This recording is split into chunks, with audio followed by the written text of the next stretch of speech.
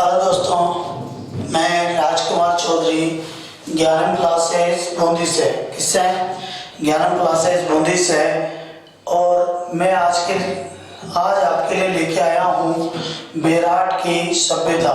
कौन सी सभ्यता भाई? बेराट की सभ्यता लेके आया हूँ। और बेराट वर्तमान जयपुर में स्थित है। कहाँ पे स्थित है? जयपुर में स्थित है। बेराट की सभ्यता के बारे में हम पढ़ेंगे। किसके बारे में पढ़ेंगे? बेराट की सभ्यता के बारे में पढ़ेंगे। बात करते हैं बेराट की सभ्यता की, तो वही बात करते हैं स्थान के बारे में। किसके बारे में? स्थान के बारे में। बेराट जो जयपुर की सभ्यता थी वो बेराट जयपुर में स्थित है। कहाँ पे स्थित है? बेराट जयपुर में स्थित है। कहाँ पे स्थित है भाई? बेराट जयपुर में स्थित है। नदी की बात करते हैं हम। जो बेराट की सभ्यता थी, कौन सी सभ्यता? जो बेराट की सभ्यता थी यह बाणगंगा नदी के किनारे है। कौन सी? बाणगंगा नदी, जिसे अर्जुन की गंगा भी कहा जाता है। कौन सी नदी किनारे है? बाणगंगा नदी के किनारे है, जिसे अर्जुन की गंगा भी कहा जाता है। जो जयपुर से 13 किलोमीटर दूर स्थित है। कितना किलोमीटर दूर स्थित है?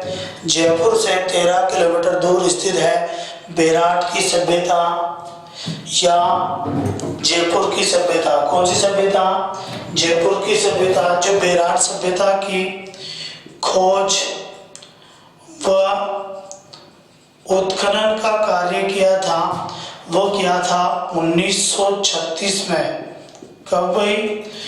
बेराट सभ्यता की खोज और उत्खनन का कार्य 1936 में राय बहादुर दयाराम साहनी ने किए थे। किसने किया था? राय बहादुर दयाराम साहनी ने बेराट सभ्यता की खोज और उत्खनन का कार्य किया था।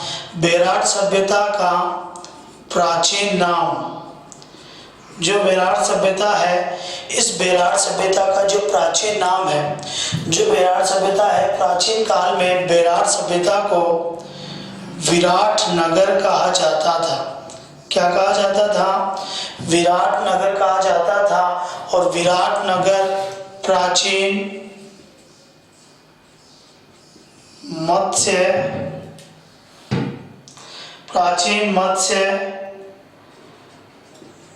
जनपद की राजधानी थी। क्या थी भाई? प्राचीन मत्स्य जनपद की राजधानी कौन सी थी? विराट नगर थी। और विराट को ही वर्तमान में बेराट कहा जाता है। क्या कहा जाता है? जो बेराट है, क्या है? बेराट। बेराट को प्राचीन काल में यहाँ पर बहुत सारी पहाड़ियाँ, डोंगरियाँ, गुफाएं ये थी, जिसमें प्राचीन काल में मानव ने बहुत सारे शिव चित्र बनाए थे। इसीलिए बेराट को प्राचीन भारत की, किसकी? प्राचीन भारत की चित्रशाला कहा जाता है। प्राचीन भारत की चित्रशाला किसे कहा जाता है? बेराट जयपुर को कहा जाता है। बेराट जयपुर को प्राचीन भारत की चित्रशाला कहा जाता है, जिसमें बहुत सारे प्राचीन चित्र बने हुए थे तथा इसे अलवर का सिंह द्वार भी कहा जाता है। क्या कहा जाता है इसे? अलवर का सिंह द्वार। अलवर का सिंह द्वार भी बेराट जयपुर को ही कहा जाता है। किसको कहा जाता है भाई? बेराट जयपुर को अलवर का सिंह द्वार भी कहा जाता है। जो बेराट जयपुर की सभ्यता थी, बेराट जयपुर की सभ्यता से हड़प्पा कालीन, महाभारत कालीन,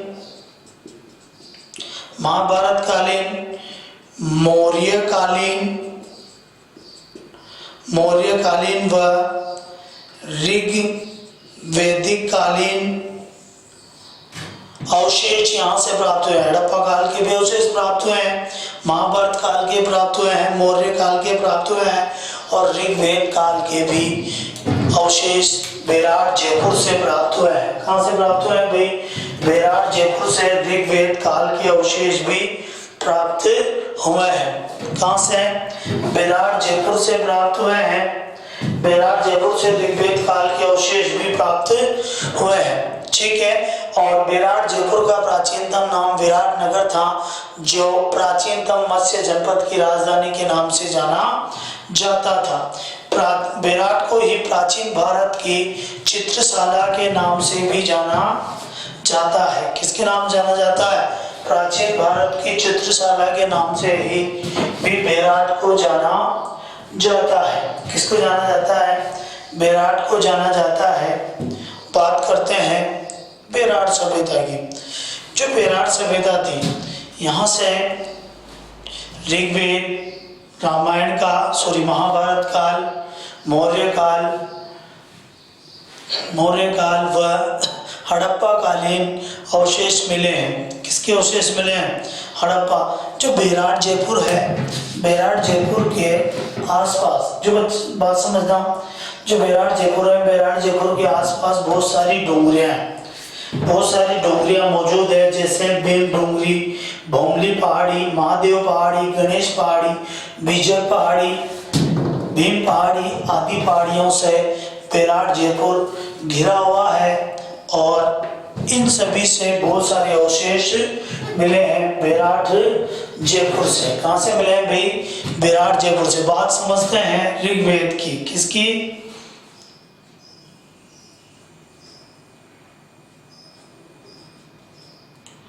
ऋग्वेद की बात करते हैं।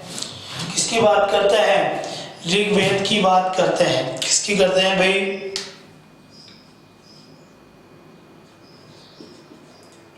ऋग्वेद में। किसमें? ऋग्वेद में। जो ऋग्वेद था, ऋग्वेद में बेराट निवासियों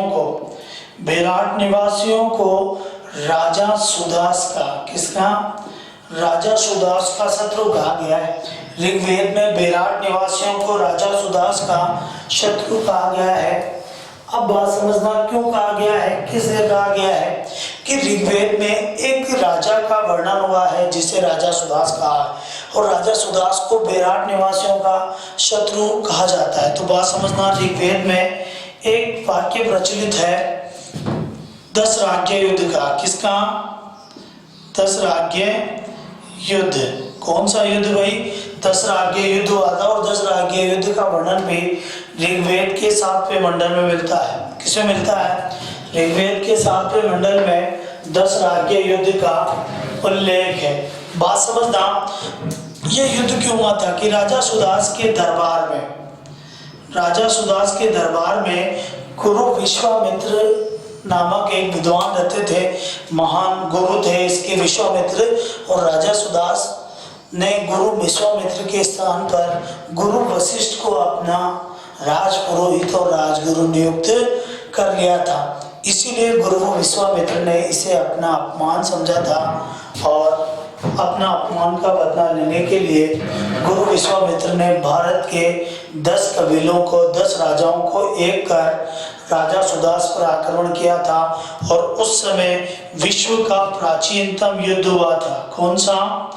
विश्व का प्राचीन युद्ध हुआ था, जिसे 10 राज्य युद्ध कहा जाता है। क्या कहा जाता है?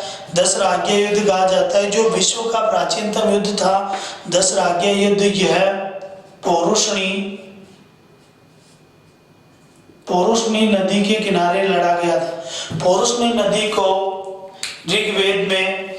रावी नदी को ही ऋग्वेद में पौरुष्णी नदी कहा गया है। यानी विश्व का सबसे प्राचीनतम युद्ध जो 10 राज्य युद्ध था, वो पौरुष्णी नदी के किनारे लड़ा गया था, और गुरु विश्वामित्र के 10 राजाओं के संघ ने राजा सुदास पर आक्रमण किया था। और इस 10 राज्य युद्ध में, जो विश्व का प्राचीनतम युद्ध था, इस युद्ध में राजा सुदास ने गुरु विश्वामित्र को पराजित कर दिया था। और जिन जिन राजाओं ने गुरु विश्वामित्र की मदद की थी, वो सभी राजा सुदास के शत्रु माने गए हैं। इसीलिए विराट निवासियों को राजा सुदास का शत्रु कहा गया है। बात करते हैं महाभारत काल की। किसकी करते हैं? महाभारत काल की। किसकी करते हैं भाई? महाभारत काल की। और महाभारत जो युद्ध था ये कौरवों और पांडवों के मध्य लड़ा गया था। किसके मध्य लड़ा गया था? कौरवों व पांडवों के मध्य महाभारत का युद्ध लड़ा गया था। और जो महाभारत युद्ध था, इस महाभारत युद्ध का प्रमुख कारण था पांडवों की पत्नी द्रौपदी का चीरहरण। जब युद्ध सभा में पांडवों की पत्नी द्रौपदी का चीरहरण हो गया था, पांडव अपनी समस्त संपत्ति खो चुके थे। उस समय पांडवों को 12 वर्ष का वनवास और 1 वर्ष का अज्ञातवास मिला था। कि 12 वर्षों तक तो पांडवों को जंगल में रहना है तथा 1 वर्ष तक छुप कर रहना है।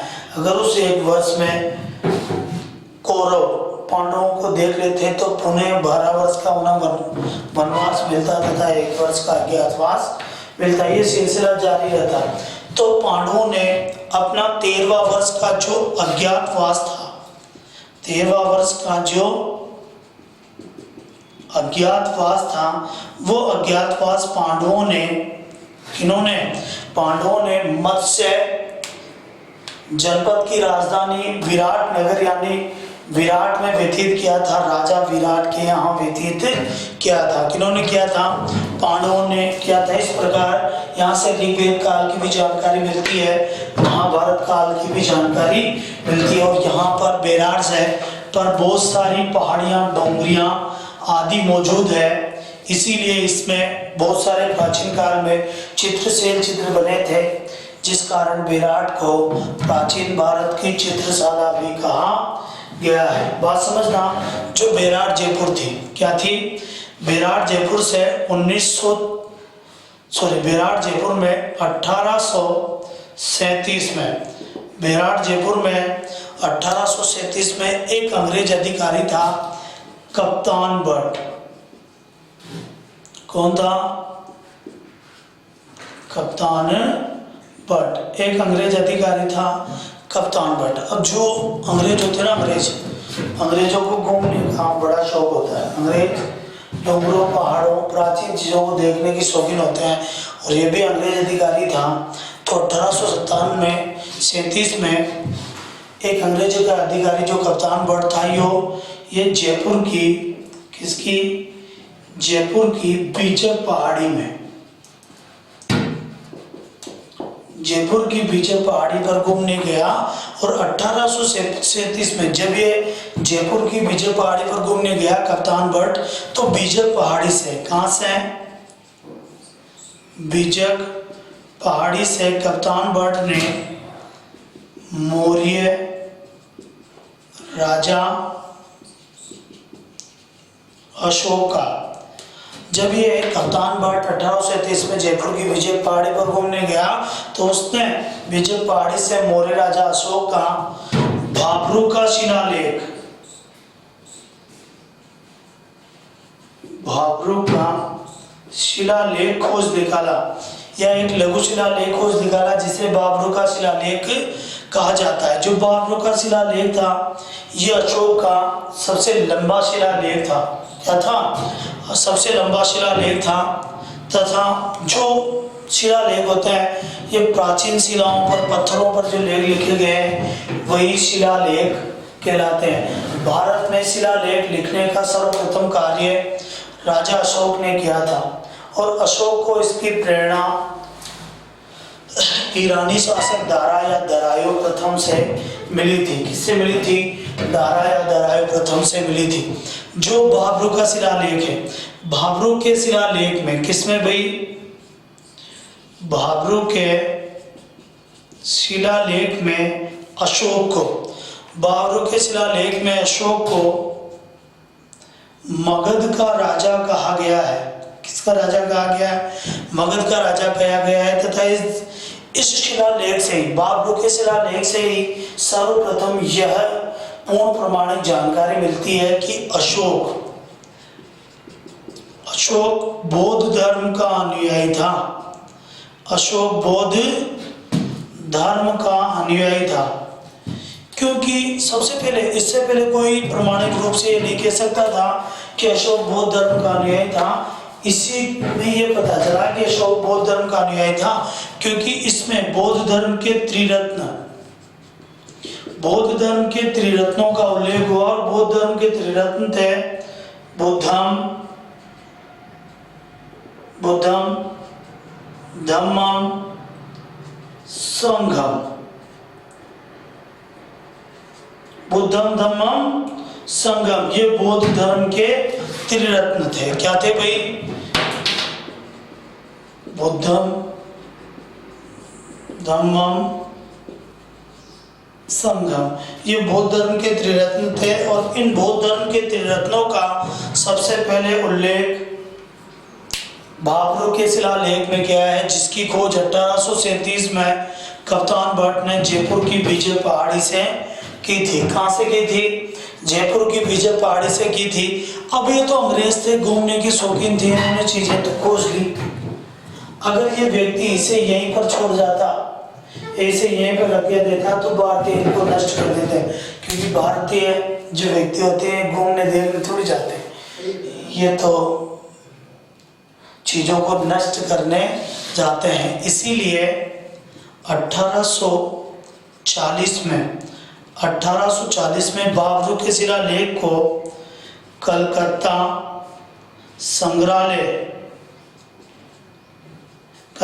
संग्रहालय में रख दिया गया, जिसे वर्तमान में कलकत्ता संग्रहालय को वर्तमान में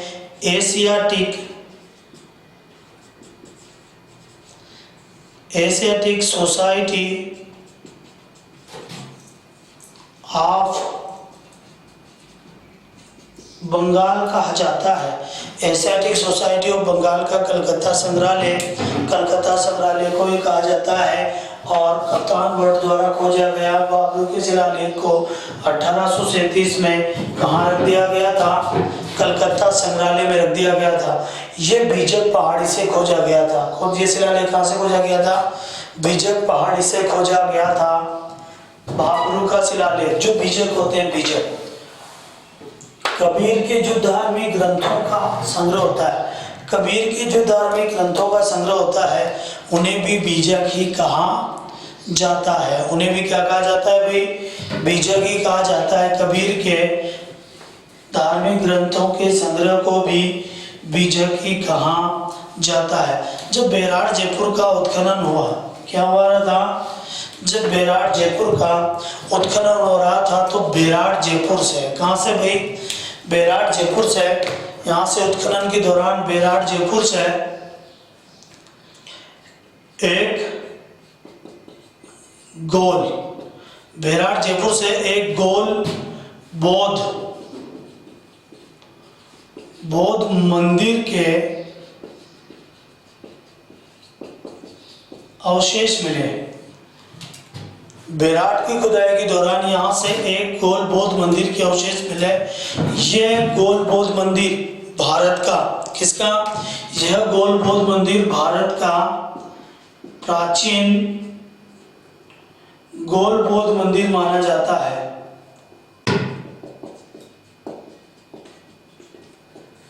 भारत का प्राचीन गोल बौद्ध मंदिर माना जाता है, क्योंकि यहाँ से एक गोल बौद्ध मंदिर के अवशेष मिले हैं। अभी कभी कभी क्वेश्चन आ जाता है कि भारत के प्राचीनतम गोल बौद्ध मंदिर के अवशेष बेरार जयपुर से मिले हैं। तो भारत में मंदिर निर्माण की कला का आरंभ कौन से काल में प्रारंभ हुआ था? तो भारत में मंदिर निर्माण की कला का आरंभ गुप्त काल में प्रारंभ हुआ था। किसमें प्रारंभ हुआ था भाई? गुप्त काल में प्रारंभ हुआ था। ठीक है। तथा भारत का प्राचीनतम मंदिर देवगढ़ झांसी के दशावतार मंदिर को माना जाता है। बात समझना। बेरार जयपुर से खुदाई के दौरान एक स्वर्ण मंजूषा प्राप्त हुई है।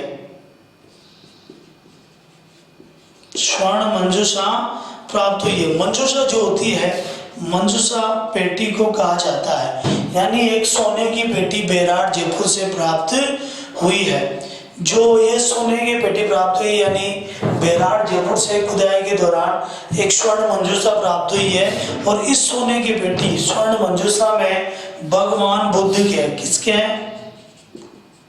भगवान बुद्ध के अवशेष मिले हैं। भगवान बुद्ध के अवशेष भी कहां से प्राप्त हुए हैं? बेरार जयपुर से प्राप्त हुए हैं और यहाँ से प्राप्त स्वर्ण मंजूषा में मिले। बात समझना, ये जो स्वर्ण मंजूषा थी, इस स्वर्ण मंजूषा पर मयूर का चित्र बना हुआ था। किसका चित्र बना हुआ था? मयूर यानी मोर का चित्र बना हुआ था। किसका? मयूर मोर का चित्र बना हुआ था। और मयूर मोर चंद्रगुप्त मौर्य, चंद्रगुप्त जो मौर्य था जिसने मौर्य वंश की स्थापना की थी, उस चंद्रगुप्त मौर्य ने अपनी मां मोरा के नाम पर अपने राजवंश का नाम मौर्य वंश रखा था तथा मोर को अपना राजकीय चिन्ह घोषित किया था। और इस स्वर्ण मंजूषा पर मयूर मोर का चित्र मिला। यानी यह मंजूषा मौर्य काल से संबंधित है। कौन से काल से संबंधित है भाई? यह स्वर्ण मंजूषा मौर्य काल से संबंधित है क्योंकि इसमें मयूर का चित्र प्राप्त हुआ है। किसका चित्र प्राप्त हुआ है? मयूर का चित्र प्राप्त हुआ है। और इसके अंदर भगवान बुद्ध के अवशेष मिले हैं। जो ये स्वर्ण मंजूषा यहाँ से खोजी गई है, इसमें किसके अवशेष मिले हैं? भगवान बुद्ध के अवशेष मिले हैं। किसके अवशेष मिले हैं भाई? भगवान बुद्ध के अवशेष मिले हैं। जो बेरार जयपुर की खुदाई हो रही थी, बेरार जयपुर से एक भगवान बुद्ध की प्रतिमा भी प्राप्त हुई है। बेरार जयपुर से एक भगवान बुद्ध की प्रतिमा प्राप्त हुई है। क्या प्राप्त हुई है? भगवान बुद्ध की प्रतिमा प्राप्त हुई है, जिसे बेरार जयपुर से भगवान बुद्ध की प्रतिमा प्राप्त हुई है जिसे भारत की प्रथम मानव जनित प्रतिमा कहा गया है। भारत की प्रथम मानव जनित प्रतिमा किसे कहा गया है? बेरार जयपुर को से प्राप्त प्रतिमाओं कहा गया है या मानव द्वारा ज्ञात प्रतिमा कहा गया है या मानव जनित प्रतिमा कहा गया है, क्योंकि यहाँ से एक भगवान बुद्ध की प्रतिमा प्राप्त हुई है। किसकी प्रतिमा प्राप्त हुई है? भगवान बुद्ध की प्रतिमा प्राप्त हुई है, जिसे प्रथम मानव ज्ञात या मानव जनित प्रतिमा कहा गया है, जो बेरार जयपुर से प्राप्त हुई है। किससे प्राप्त हुई है? बेरार जयपुर से। बात समझना, बेरार से एक सूती वस्त्र के टुकड़े में लिपटी हुई 36 मुद्राएं प्राप्त हुई है, यानी 36 सिक्के प्राप्त हुए हैं। सूती वस्त्र के टुकड़े में लिपटी हुई है, यानी यहाँ से सूती वस्त्र का टुकड़ा भी मिला है। क्या मिला है भाई? बेरार जयपुर से सूती वस्त्र का टुकड़ा भी मिला है, क्योंकि इसमें 36 मुद्राएं लिपटी हुई थी। कितनी लिपटी हुई थी? 36। अब इन 36 मुद्राओं में से जो बेरार जयपुर से प्राप्त हुई है 36 मुद्राओं में से 8 मुद्रा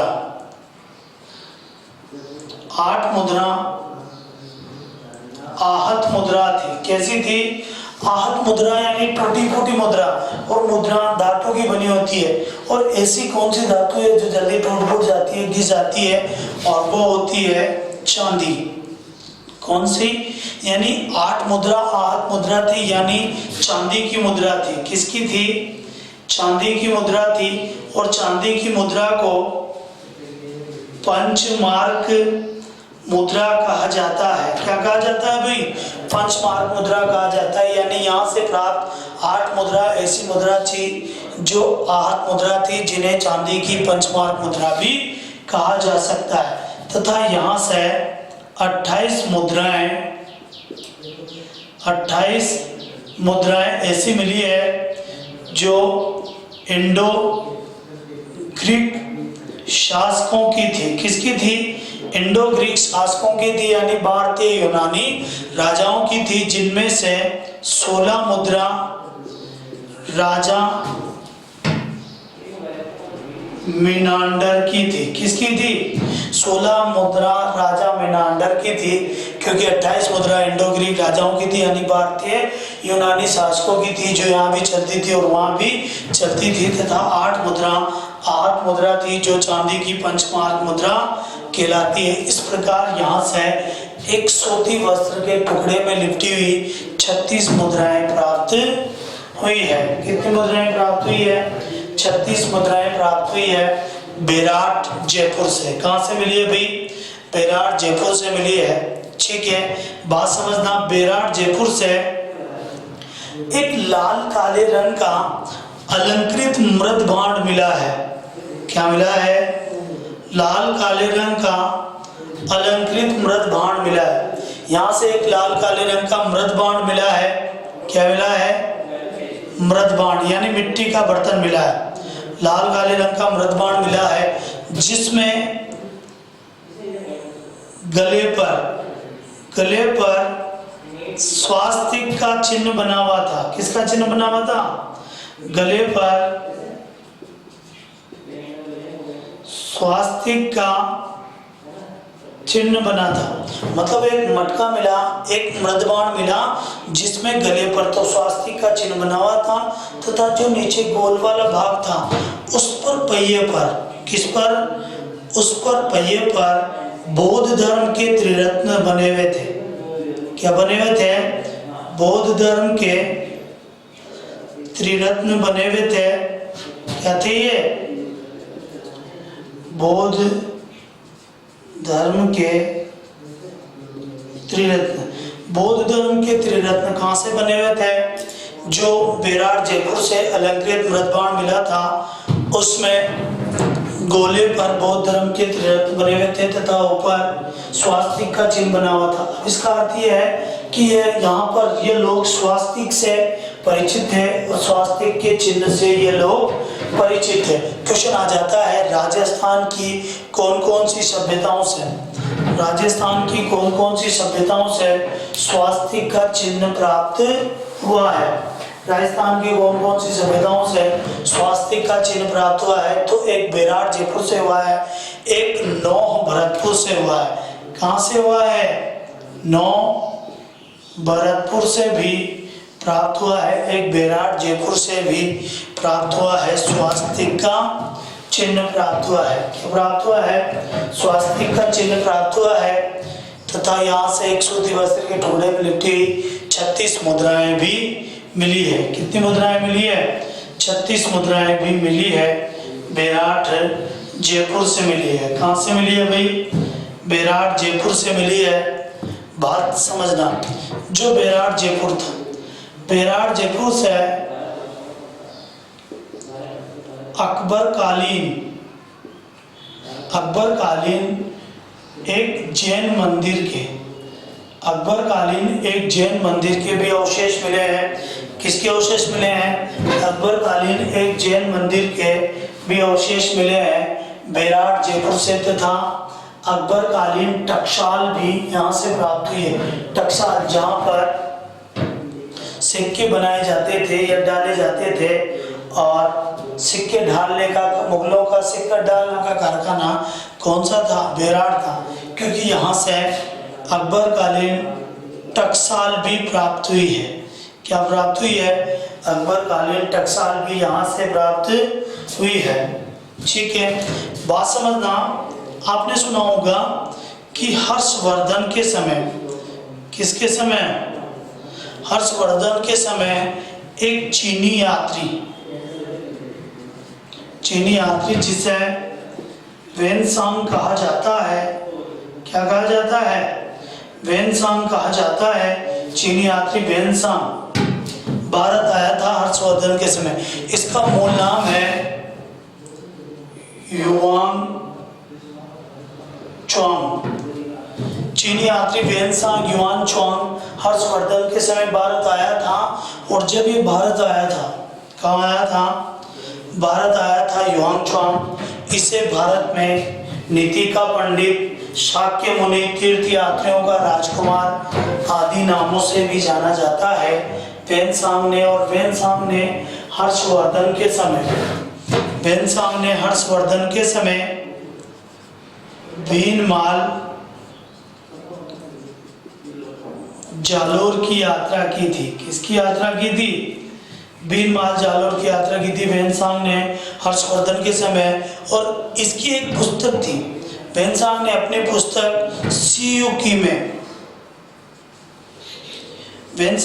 पुस्तक सीयूकी में भीनमाल जालोर को पिलो मोलो कहा था। क्या कहा था? पिलो मोलो कहा था। तथा इसी यात्रा के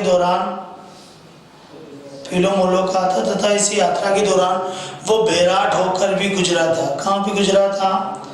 बेराट होकर गुजरा था। इसीलिए इसी सीयूकी में बेराट के लिए पार यात्र शब्द का प्रयोग किया है।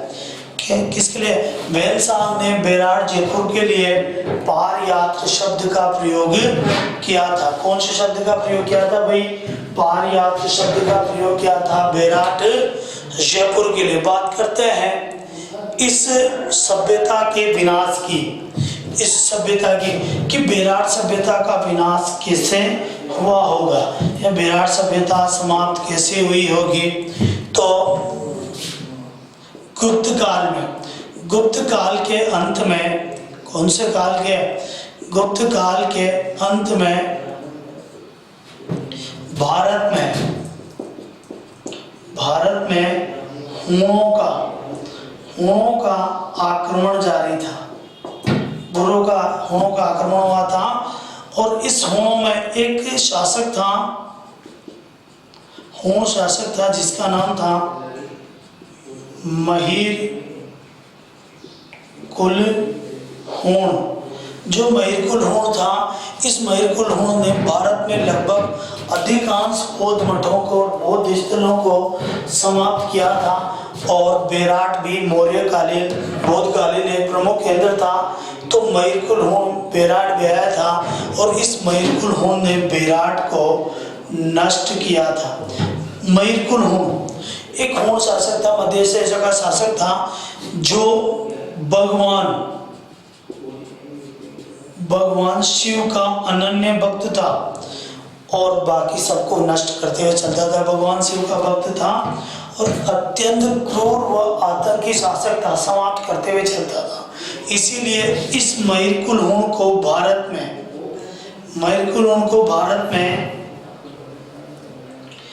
भारत का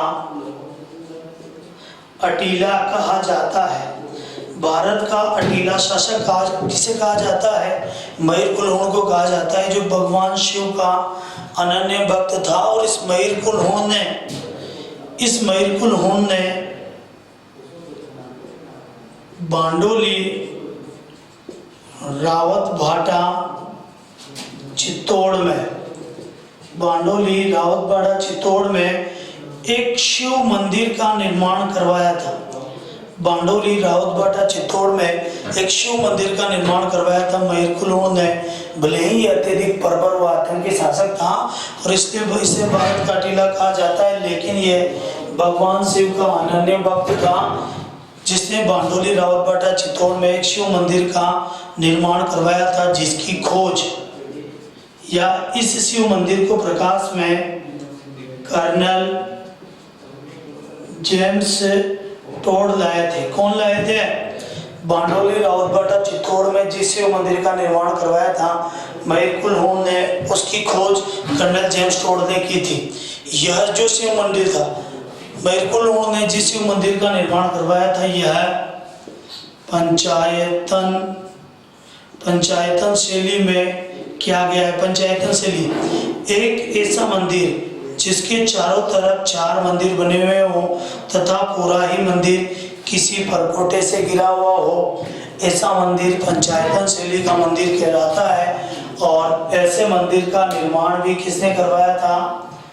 मयूर कुलों ने करवाया था, जो भगवान शिव का अनन्य भक्त था। बांडोली रावत भाटा चित्तौड़ में इस शिव मंदिर, भव्य शिव मंदिर का निर्माण करवाया था, जो पंचायतन शैली में बना हुआ है, जिसकी खोज या इसे प्रकाश में लाने का श्रेय कर्नल जेम्स टोड को किया जाता है। और ये मयूर हुणी अत्यधिक बर्बर व आतंकी शासक था, जिसने भारत में अधिकांश बौद्ध मठों को नष्ट कर दिया था, बौद्ध स्थलों को समाप्त कर दिया था। इसीलिए इस मयूर कुलों को भारत का अटीला कहा जाता है और इस मयूर कुल को ही पेराड़ सभ्यता का विनाशक भी कहा जाता है।